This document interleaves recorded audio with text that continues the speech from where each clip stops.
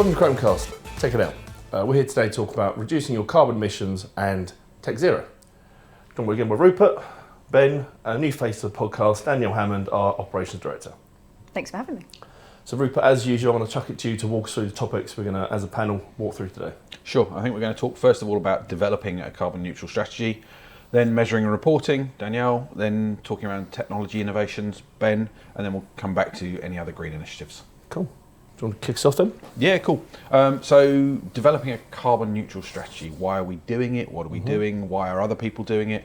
I think it's all about hitting the government mandated guidelines, but that's for the good of the environment, obviously. Yep. It's not just about hitting a target. There is an element of hitting a target, but it's if you don't put a target in place, people will continually push that out and you'll continually move further away. So the targets are sort of 2030 and 2050 broadly, that are mandated, and actually with the 2030 targets, it's actually quite close now. I was about to say, you think about it's quite far away, but actually the way time moves so quickly, it'll be here before we know it, and there's actually quite a lot to do, right? Yeah, loads to do, and I think you're seeing it already taking place. It's been coming in, and I think it kind of almost went a bit quiet during COVID, and now people are back and going, okay, we now need to think about this, because in a few years' time we have to have hit these targets. So it's not that you're aiming to start things in 2030, you're aiming to hit targets by 2030. Yeah. So the government have said for businesses that turn over more than 36 million, with more than 18 million on the balance sheet, or more than 250 staff, if you hit 2 out of those 3 criteria, you have to hit certain targets by 2030. And you need to be starting to do it now. There's a lot of reporting coming in. So the NHS, for example, have said, if you take them as an organisation, they've said that from 2023, if you're doing any procurement exercise with the NHS that is £5 million or over, then you have to have a carbon reduction strategy in place. From 2024, that's full stop, any procurement, basically. Any amount. So that's forcing the hand in a good way of companies like us. It has happened, right? Because otherwise people will, if there isn't a compelling event of you have to, people will sit back, and if it's just, it becomes mandatory. And I think that's not just going to be NHS. I think we're going to see that with a lot of the RFPs we do for other business. We're starting to see now, aren't we? Can you evidence your tech zero strategy and all that sort of stuff, which is good because we all have to get there, and there's reasons to do it. But it is starting to push that envelope. Yeah, so you know that with those big companies where the government's put the strategies in place and said you need to start doing this, that's actually trickling down to businesses like us. I mean, we don't hit the sort of 36 million, 18 million, 250 staff yet, but on the other hand, we're getting our bigger customers who hit those already asking us, what are we doing? Because we're going to be in there further down scopes. Danielle will talk about the scopes in a minute, but you sort of look at your carbon reduction. We've been doing some work on it for quite a while now. Danielle again will talk about it, but from my standpoint, we're seeing customers coming to us and saying, we've done this bit, now to do this bit we need to talk to you. And that's forcing action into the supply chain, right? Which absolutely. Is going to be, it will downstream from all businesses of our size, bigger and smaller. And I think it's a practical way of the government or various different organisational bodies mandating this. Comes down to small businesses, because to regulate and monitor that for every small business is going to be virtually impossible. But if you're making the mid-tier businesses do it, then effectively you police it further up the tree, right? Just by making it mandatory at that level. We're all part of that same supply chain. So, like you say, if they come to us, what are you doing? Can you evidence it? And they've only got to police the people here once, and the downstream of that is many businesses below that still have to, if they want to take part, follow the rules. Yeah, absolutely. Okay, it was a good introduction. I suppose we should probably move into the how is it measured piece then. Yeah, absolutely. As Rupert said, for us to be able to devise a strategy, how we're going to reduce or offset our carbon emissions, we first need to understand what activities are we doing that contribute to that number. So using the Greenhouse Gas Protocol framework. It's easy for you to say. Absolutely, as Rupert said, it's divided into 3 scopes. So scope 1 is all about your direct emissions. So business operational activities that we have control over. So for example, company vehicles. We can choose what type of vehicle we have and how often we use it. Scope 3 is indirect energy, so purchased energy, electricity, gas consumption. Scope 2, sorry. Scope 3, which is the more broader scope, is all about your indirect or other indirect consumption, and this is where third parties come into play. And as Rupert alluded to, our suppliers become part of our scope 3, but for our clients, we're their supplier, therefore we're their This is scope where 3. it downstreams, right? Absolutely. Yeah, absolutely. So yeah, now we understand what the scopes are, the 3 different scopes. We then need to look at the activities, business operational tasks that we're doing that contribute to that number. And I'll go to scope 3 because I said that's the broader of the scopes, and this is when we're relying on third parties providing us with data. Scope 2 is very easy. We can look at our electricity and our gas consumption. You can get that from your energy provider. As a scope 1 is activities that we are in control of, so we should be able to get the data ourselves. But in scope 3, there may be some activities that we just can't get the data for. There's no way of measuring it, so therefore we have to omit some of the activities that we do because we just have no easy way of measuring. And we just have to reference that in our report that say we do this, but at this time we can't measure it. That's not to say that further down the line, in the following years, that tools will come into place that we can then measure them. But there's no, it's okay to say we can't measure it right now. And there might be partial data that we can get, and therefore we have to make some assumptions to get to our, the figure that we're then going to report on. And activities that fall under scope 3 are activities such as employee commuting. So surveying your employees to see how they're coming to work and what methods they're using. Looking at business travel, how often are we travelling, what method of transport we're using to travel.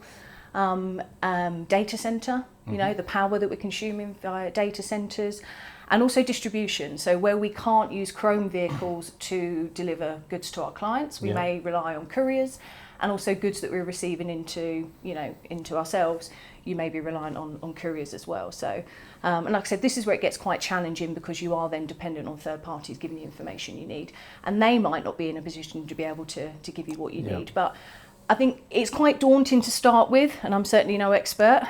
And we chose our base year being 2021, which, as we know, was second year of the pandemic. So whilst we aim to reduce our carbon emissions, it is going to fluctuate depending on when you choose your base year to do, because the first half of the year we were working from home, then we were coming back kind of 1-2 days a week. So whilst our employee commuting and our energy consumption for the building may reduce for that year, you're going to see possibly a significant rise, in the following years. And again, you just have to, you have to just acknowledge that and say this is why. That's going to be a common challenge for everyone, because a lot of people had that either full remote or hybrid, and there's a lot of people now, certainly the noise in the press, and I'm a fan of it, we've gone back to at least 3 days in, and also a lot of our customers and more businesses are going 3+ days in. So everyone's had that same challenge where if they baselined kind of in the pandemic, went, we're great. That's going to ramp up, and I guess that's where we need to look at some of the things we can do. I won't steal your thunder, but there's certain things we're doing here to reduce our carbon emissions further, and there's stuff I know we've looked at with our infrastructure and whatnot to drive that down. So I don't know if you want to jump at this point, and we'll go back to you, Danielle, a bit about some of the things we're doing. Yeah, sure. I mean, as part of this, we obviously are looking at modernising our technology stack, the stuff that we use internally. And one thing that's quite apparent when we start really examining that, it's surprising how much more efficient the newer kit is. So, for example, replacing your 5-10-year-old servers with something newer it has a considerable benefit, not only in storage capacity and speed, the compute ability of these servers, even though they might still be functional. You find the actual power consumption is considerably lower. So there's a big bonus there. I mean, we really found that changing some old storage arrays out, we had a big load of them, changing them for something which was much more dense, that dramatically lowered the power consumption. We were able to get that data from the data center where all that kit is located, and so it made it quite handy for us to with Danielle's exercise of working out where the power consumption was going, because obviously they can provide that information on how many amps we're drawing from our racks. So I guess the input also your physical footprint. So that helps. The amount of power it's consuming helps, and it produces less heat than obviously the more monolithic kind of arrays and stuff used to. Right? It's a sort of a virtuous circle, really. If you've got something that's generating or taking less power, it's generating less heat, so it's less air conditioning required by the data center, which lowers their PUE, which is power utilization efficiency. So basically, it's the total power the power used to drive IT kit divided by the total power. So you want to get that down to 1 if possible. So yeah, sorry, the other way around actually. It's total power divided by the actual power divide to run the IT kit. So you want to get that figure as close to 1 as possible, as low as possible. Okay, and I guess that also, going back to you, Danielle, some of the things we've done, and not just us, what other people will be doing in the offices as well, around what we can do around, and I won't do too much, but our device changes and lights and so on. Yeah, absolutely. So it's, putting your lights on PIR sensors so that then no one forgets to turn them off at the end of the day. They'll be on a timer and save energy that way.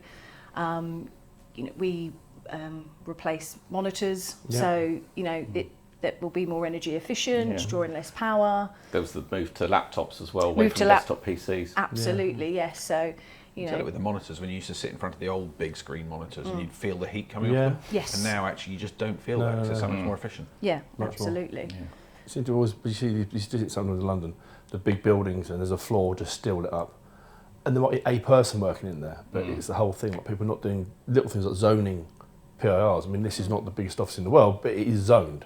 So if we're in here overnight, we're in that end, it's just that end that's lit up. Whereas I see all the time in London, it's just a whole floor, because a cleaner is slowly working their way around. I think this is a fantastic waste of energy. Yeah, and those sort of changes must be really not expensive in terms of a whole office floor. Surely you must be able, especially buildings like that, you must be able to do the calculations so it's going to pay for itself. The ROI has got to be there pretty quick. Weeks, I should imagine. The challenge, though, is that a lot of those companies don't own the buildings they're in. So from that perspective, they've got to work out who invests. There's huge targets on building new construction now, and what you've got to do and how it's got to be efficient, all the rest of it. But they don't really have that much in the way of regulation, other than this new stuff that's coming in to make you go back and change historic stuff. So doing things like insulating buildings properly and stuff is massive. I was chatting to someone the other day who was telling me that they worked on a project where the design of the way in which the sun moves around the building, and the blinds are all electric, and the blinds come down during the day as the sun moves around the building and then wind back up, and that mirroring was done to save huge amounts of air conditioning power. So it saves tons and tons of CO2 on that. One floor in that building, it's a big office building in central London, and one floor on that building, the company that rented that floor, the CEO said, I don't like the blinds down, I want to be able to see our view, and this, that and the other. And they've actually measured now and said that the consumption for that floor in terms of air conditioning power is just way higher than all the other floors, where we've got the blinds doing this mirroring. And it's using technology in smart ways. I mean, Ben talked about CPUs and stuff, but the ability to use tech, IoT, etc., to move this all forwards as well. I mean, the LEDs and in lights instead, moving on to PIRs and everything, is a massive change for us. But we invest in it because we own a building. So it's one of those things where you say, actually, it's a worthwhile investment for us. I mean, I know you've been doing some more stuff recently. Yeah, absolutely. We just at the moment having solar panels installed on the roof. Explains the scaffolding in the background of the shot today. Absolutely. And obviously up front that can be quite a huge financial cost, but over time you should get return on investment and reduce your energy consumption. So you'll save on the pounds there as well as saving on our CO2 emissions. Yeah, because most of our energy here is electricity, isn't it, to run this building? Yeah. So and then talking about air conditioning and heating, putting your system on a timer so that it's not running again. Someone not remembering to turn it off at the end of the day, it will turn on in the morning and turn off in the evening. So small things. It is small things. I think it's also, sadly, a lot of it's common sense, but also I think legislation will drive that. So if you lack common sense, you're going to have to get some and do the right thing. We're all busy, right? So it's what's at the top of your priority list. So unless somebody makes that environmental change at the top of your priority list, there are people out there who'll go, yeah, we really want to do that. And we've been trying to do that with things like the We initiative for years, and reducing printing and cycle to work schemes. And now we're starting to put together an EV schemes for staff. But all of those things, if they're not brought to the top of your priority list, but this whole driver now, and it tearing down through big businesses, is making everybody think about it rather than just people who stop and think, right, I really, really want to do this. It's making it a problem for everyone to go and solve, which it is. We've all created the problem, so it's now for us all to go solve it. Fair enough. Cool. Thank you, guys. Very interesting. And thank you, Danielle, for joining us on the podcast. Thanks for having me. And thank you for joining us on this edition. If there's anything you'd like us to cover in future episodes, by all means leave that in the comments section below, and like, comment, subscribe and share, and join us again next time on Chromecast. Check it out.